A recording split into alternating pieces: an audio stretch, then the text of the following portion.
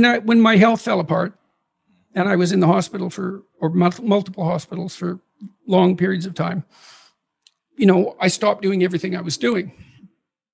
And everything I was doing was difficult. My clinical practice was difficult. The professorial job was difficult. The company I was running was difficult. The writing was difficult. Yeah, the lecturing was difficult. It was all difficult. And I'm not complaining about the difficulty. I actually loved that.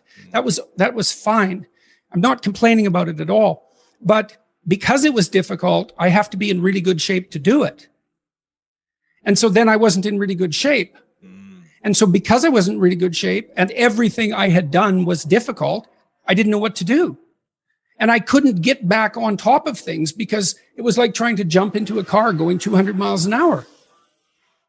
It's very easy for us to call people who are doing something that we're not doing stupid. It's like, don't be so sure about that, And it would have been better for me if I would have had a wider variety of skills that weren't so high intensity. I could have had some leisure activities that I got good at. Music might have been good, that weren't so demanding. See, what I tried to do, if I saw something was difficult, I wanted to master it. I was driven to do that, just to see how far I could go in these multiple directions. And that left me vulnerable to one thing. It left me vulnerable to being in a situation where I wasn't healthy enough to manage it. What are 2 or 3 things that everyone should focus on in their 20s? Well, it certainly doesn't hurt to be in good physical condition, so we can walk through it. Stop drinking too much. How do you know if you're drinking too much? You regret what you do when you're drinking. It's interfering with other important goals. It's causing you financial distress. It's getting you in trouble with your friends or your family. It's getting you in trouble with the police. Stop abusing substances if you can, right? If you see that they're hurting you. Physical health. Are you in decent shape? Are you strong and coordinated? And if you're not, you'd be better if you were. Right. You'd feel better. You'd be more effective. You'd live longer. You'd be less sick. And you really see that mount up. Like if someone's been in shape once in their life, they age way better. And it's also a really good way of maintaining your cognitive ability. Like, you hear about those exercises that you can do online to make you smarter and keep your cognitive ability intact. Yep. Those don't work. There's no evidence that they work. Exercise works. Cardiovascular and weightlifting, you start to decline in your fluid intelligence at about the age of 25. And it's a linear trend downhill, and it can accelerate as you get older. It's just like this, quite ugly. If you exercise, you stave that off. Maintain your relationships and foster them. So when I look at successful people, they're really good at something. They're reliable, right? You can count on their word. They're generous, and they have a wide connection network, which becomes more and more valuable as you get older. So it's one advantage that older people really have over younger people. They have a connection network, and a connection network is huge. Well, you could be connected to 1,000 well-connected people. Okay, that means you are connected to the entire world.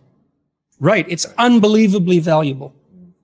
And that's one of the things that's so absolutely remarkable about the situation that I'm in right now. As far as one of the great benefits is I can contact pretty much anybody and they'll talk to me. It's like, really? That's so cool. Someone asked me the other day, do you regret the pathway that you've taken? And that's a question that's worth considering. And the basic answer is, well, I don't know, I guess, in some sense, because if you become extremely ill, especially if it isn't clear why, you don't know what you might have done to contribute to it because you don't know what it is.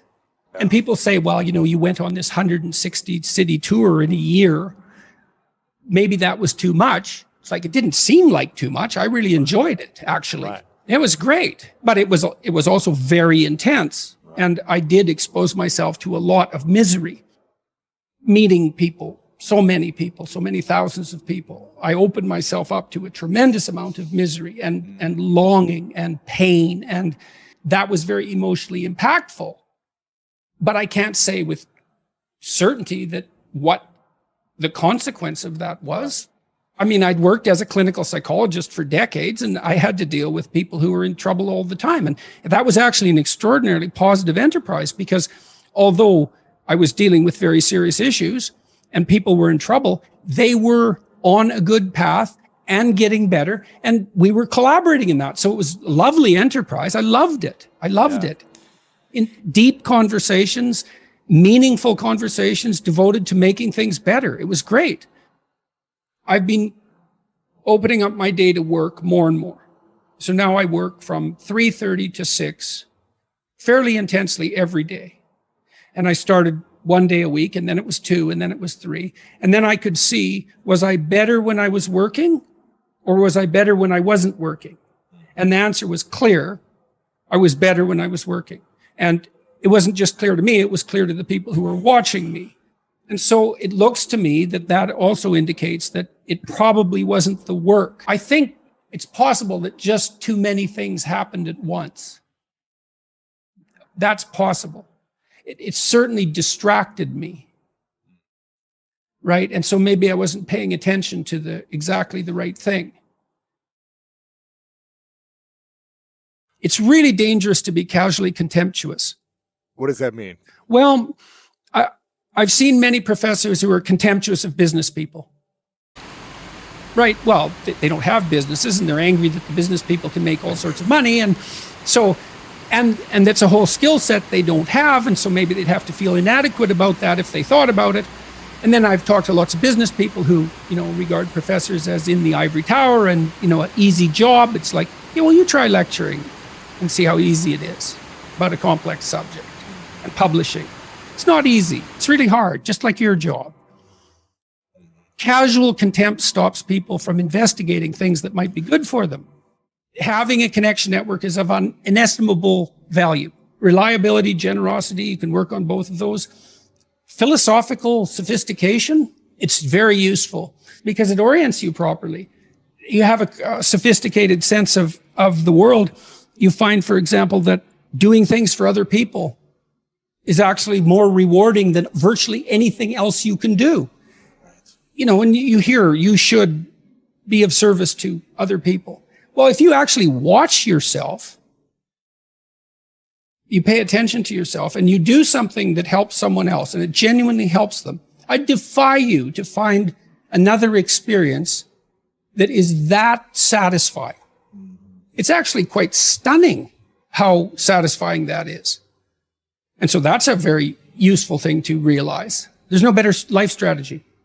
If the ethical argument is put properly, it is by far the most compelling argument. It's like, if you want to have everything you could possibly want and more, then be a good person. The better a person you are, the more likely that is to happen. That doesn't mean that you're completely protected against getting cut off at the knees. But there's no better strategy.